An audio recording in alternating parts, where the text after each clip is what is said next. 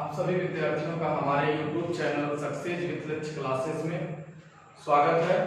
पिछला जो हमारा टॉपिक था विलियम चैप्टर का, वो था हेनरी का नियम।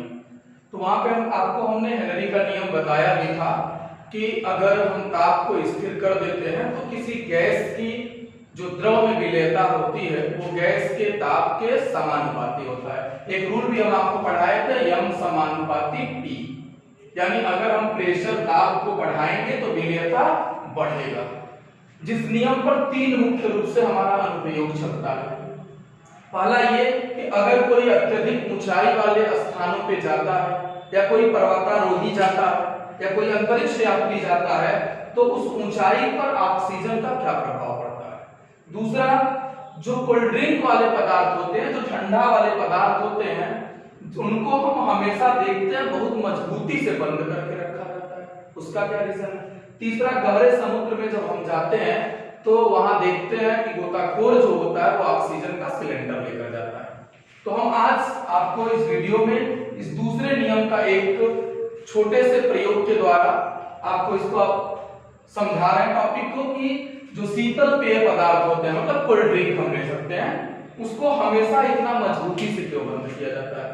तो जो कोल्ड ड्रिंक होता है इसमें पाया जाता है एक गैस जिसका नाम होता है कार्बन डाइऑक्साइड, जो स्वाद बढ़ाने का भी काम करता है, कह सकते हैं स्वाद के लिए आवश्यक होता है।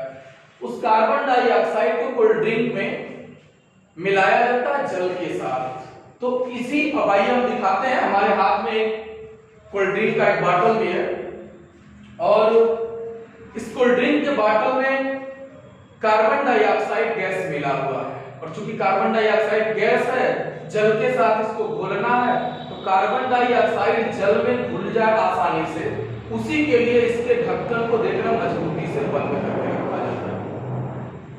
यदि जैसे इस ढक्कन को तोड़ते हैं या ढीला किया जाता है और इसको अगर हिला हम देते हैं, उसके बाद ढक्कन को तोड़ते हैं, देखते हैं इसमें बहुत सारा जल या जो कोल्ड ड्रिंक होता है वो बाहर आता है।